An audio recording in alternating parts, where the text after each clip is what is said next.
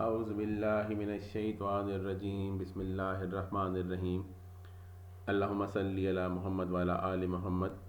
अस्सलाम वालेकुम। Mastering financial reporting की लेक्चर सीरीज़ में खुशामदीद है। हम कॉन्सेप्चुअल फ्रेमवर्क को डिस्कस कर रहे थे। पिछले लेक्चर में हमने ऑब्जेक्टिव ऑफ फाइनेंशियल रिपोर्टिंग को डिस्कस किया।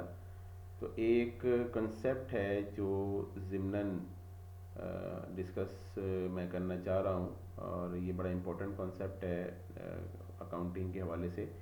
इंशाल्लाह इस लेक्चर के बाद हम अपनी कॉन्सेप्चुअल फ्रेमवर्क की डिस्कशन को कंटिन्यू करेंगे। बेसिकली शेयर होल्डर इक्विटी पे हम थोड़ी सी बात करते हैं। बेसिकली शेयर होल्डर इक्विटी को जब भी हम एक्सप्लेन करना चाहते हैं तो शेयर होल्डर इक्विटी के दो कंपोनेंट होते हैं।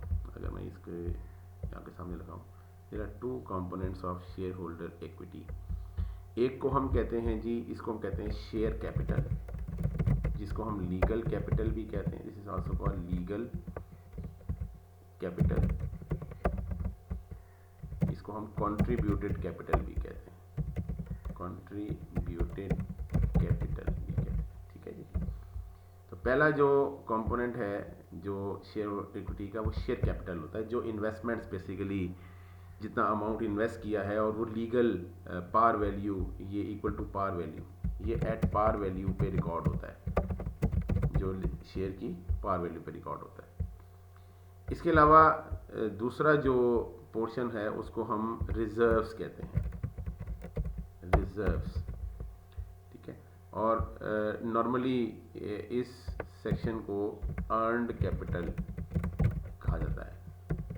तो अगर हम डिस्कशन करना चाहें कि जो शेयर होल्डर इक्विटी है उसके दो कंपोनेंट होते हैं, एक कंट्रीब्यूटेड कैपिटल होता है और एक अर्नड कैपिटल होता है, या कैपिटल होता है, शेयर कैपिटल होता है, या रिजर्व्स होते हैं। अच्छा, अब रिजर्व्स भी फर्दर दो हेड्स में क्लासिफाई किए जाते हैं। रिजर्व्स को भी हम फर्दर दो हेड्स में क्लासिफाई करते हैं। एक को हम कहते हैं revenue reserve,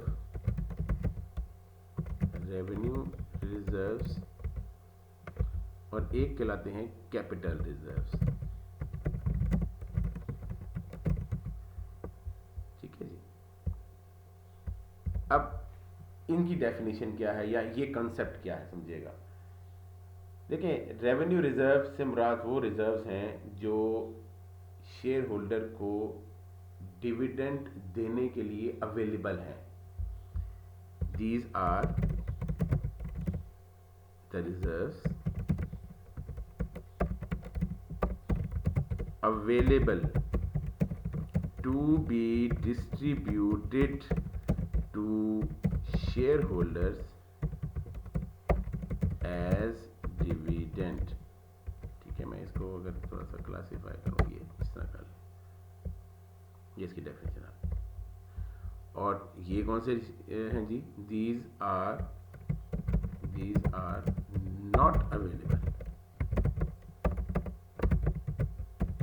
not available either permanently और करंटली। यानी इसमें भी दो तरह के, यानी ये बेसिकली अवेलेबल नहीं है अभी।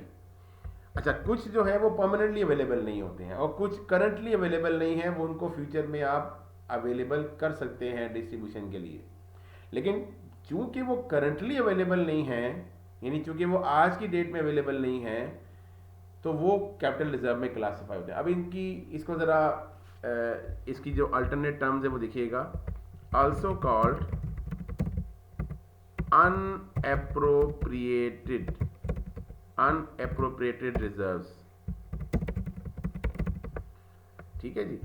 और ये एप्रोप्रिएटेड रिजर्व्स हैं, आल्सो कॉल्ड एप्रोप्रिएटेड।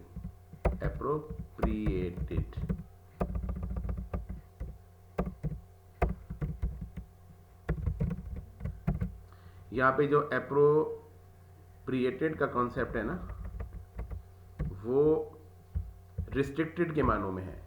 अब देखें ना, ये रिस्ट्रिक्टेड है ना, तो ये अप्रोप्रिएट हो गया, और ये चूंकि रिस्ट्रिक्टेड नहीं है तो ये अनअप्रोप्रिएटेड हो गया। इसको ज़रा हेडिंग बना लें, ये रेवेन्यू रिजर्व्स, कैपिटल रिजर्व्स, ठीक है। ज़रा थोड़ा सा आपके पास, जब आपके पास पिक्चर आ जाए तो आप इसको देखिएगा, ये एंड कैपिटल और ये, ठीक है जी। अब आप थोड़ा सा इस पर डिस्कशन, इसी एग्जांपल्स हम लेते हैं। अच्छा जी, इसकी एग्जांपल क्या है? For example retained earnings. अच्छा, कुछ लोग सवाल करते हैं कि जी रिटेन अर्निंग क्या है? रिटेन अर्निंग क्या है? It is the to date balance of undistributed profits.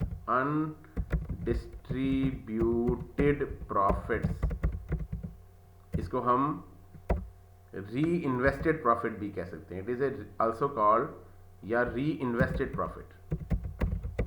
देखिए ना, जो चीज़ आपने शेयर होल्डर को डिस्ट्रीब्यूट नहीं की वो आपने कंपनी के अंदर री इन्वेस्ट कर दी है ना, तो ये री इन्वेस्टेड प्रॉफिट है, ठीक है। और इसकी एग्जांपल ले लें, एग्जांपल्स। इस एग्जांपल में सबसे पहले आएगा शेयर प्रीमियम। शेयर प्रीमियम तो डिस्ट्रीब्यूशन के लिए अवेलेबल होता ही नहीं है, कभी भी नहीं होता। हाँ, उससे कुछ हम बोनस शेयर वगैरह इशू कर सकते हैं, वो कंपनीज एक्ट के अंदर इसके कुछ यूजेस दिए हुए हैं। वो आप कंपनीज एक्ट 2017 की provisions related to share premium जाके ओपन कर लीजिएगा, वो आपको गाइड हो जाएगा। ये तो अवेलेबल होते ही नहीं है। इसके अलावा हम लेते हैं सरप्लस ऑन रीवैल्यूएशन, जो कि IAS 16 के मुताबिक हम क्रिएट करते हैं। इंशाल्लाह हम अपनी इस लेक्चर सीरीज़ में IAS 16 को भी डिटेल से डिस्कस करेंगे विद न्यूमेरिकल एग्जांपल्स। हमारा फोकस भी प्रैक्टिकल एप्लीकेशन के ऊपर है, तो मैं आपको बताऊंगा। बेसिकली सरप्लस ऑन रिवैल्यूएशन ये एक गेन होता है जो कि उस वक्त रिकॉर्ड होता है जब आप अपने एसेट्स को अपवर्ड रिवैल्यू करते हैं। तो ऑब्वियसली ये गेन तो है, ये इस वक्त ये करंटली डिस्ट्रीब्यूटेबल नहीं होता, लेकिन ये फ्यूचर में डिस्ट्रीब्यूट हो सकता है। ये करंटली डिस्ट्रीब्यूटेबल नहीं है, ये वो वाली बात, ये इसकी बात हो रही है। और ये वाली बात ये तो परमानेंटली अवेलेबल नहीं है, ठीक है। इसके अलावा कुछ टेम्पररी रिजर्व्स क्रिएट कर लिए जाते हैं। फॉर एग्जांपल हम बात करते हैं जिसको जनरल रिजर्व कहते हैं, ठीक है। जनरल रिजर्व्स कहते हैं इसको, या हमने रिजर्व्स फॉर प्लांट एक्सपेंशन कोई किया हो। तो बेसिकली जो कैपिटल रिजर्व्स हैं, ये वो रिजर्व्स हैं जो इक्विटी का पार्ट तो हैं, लेकिन ये शेयर होल्डर को डिस्ट्रीब्यूशन के लिए अवेलेबल नहीं होते हैं, ठीक है। हाँ, जैसे अब एक चीज़ यहाँ पे डिस्कस कर लें क्लोज से पहले, कि अगर ऐसे कंपोनेंट जैसे ये टेम्पररी अवेलेबल है, ठीक है, इसको टिक लगाएं, ये टेम्पररी अवेलेबल है, सॉरी हो सकता है, ये नहीं, ये करंटली अवेलेबल नहीं है लेकिन हो सकता है बाद में, ये करंटली बाद में हो सकता है, ये करंटली बाद में हो सकता है। तो अब हमने करना क्या होगा, अगर इन रिजर्व्स को हमने डिस्ट्रीब्यूटेबल में कन्वर्ट करना है, सुनिएगा बड़ी इंपॉर्टेंट बात, तो इन रिजर्व्स को हमें रिटेन अर्निंग में ट्रांसफर करना पड़ेगा, तो ये डिस्ट्रीब्यूटेबल बनेंगे। ऐसा नहीं है कि यहीं से डायरेक्ट उठा के आप जनरल रिजर्व को डेबिट करें और कैश क्रेडिट कर दें, ऐसा नहीं हो सकता। डिविडेंड पेमेंट अगर करनी है तो इन रिस्ट्रिक्शंस को रिमूव करके आप इन तमाम बैलेंसेस को पहले रिटेन अर्निंग में ट्रांसफर करेंगे और उसके बाद वहां से डिविडेंड पे करेंगे। तो ये बड़ा क्लियरली अपने जहन में कंसेप्ट बना के रखें। और मेरा आपको रिकमेंडेशन यही है, मैं अक्सर क्लास में बच्चों को कहता हूं कि आप एनुअल रिपोर्ट को ओपन करें और वहां पे शेयर होल्डर इक्विटी सेक्शन को स्टडी करें, तो आपको ये टर्म्स वहां पे मिलेंगी ताकि आपको चीज़ें क्लियर हो जाएं। ये बहुत सारी टर्मिनोलॉजीज हम फाइनेंशियल रिपोर्टिंग में, और मैं प्लान ये भी कर रहा हूँ कि मैं आपको एनुअल रिपोर्ट का भी एक गो थ्रू कराऊँ जब मैं आपको IAS 1 पढ़ाऊंगा। इंशाल्लाह IAS 1 के पढ़ाने के साथ साथ मैं आपको एनुअल रिपोर्ट का भी गो थ्रू कराऊंगा, ताकि एनुअल रिपोर्ट के कंटेंट लोगों को पता लगे क्या होते हैं, ठीक है, ताकि हम एनुअल रिपोर्ट को पढ़ सकें और उसको अंडरस्टैंड कर सकें, ठीक है जी। अल्लाह हाफिज़, अस्सलाम वालेकुम।